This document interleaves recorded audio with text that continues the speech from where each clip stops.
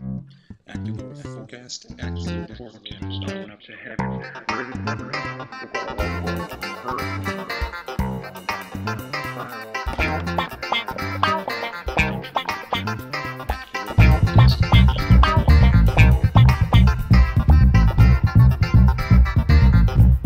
Good afternoon from the Acculorber Emergency Prognostication Center, 5 miles under the snow-addled streets of Brooklyn this afternoon. Some are already calling this blizzard another snowmaggeddon, referring to the biblical end times.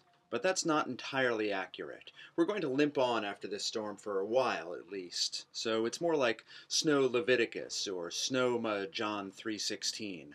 The bottom line is you went to see your family for the obligatory annual visit, and now the airports are closed, and you are stuck in a hell of leftovers and recriminations. How long will it last and how much we will be getting is determined, weirdly enough, by how rough it's been in Europe this winter. Because the same storm system is at play there as here. Keep up with me and you will see.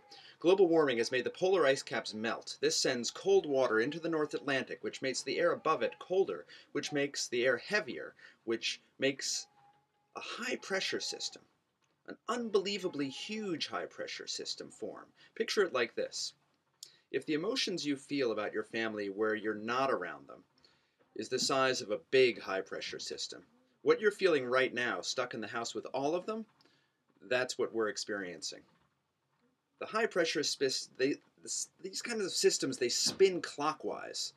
And in this case, that pulls cold, cold Arctic air down onto the poor people of Europe, where the massive air collides with moist Mediterranean air, and you get endless snow and ice.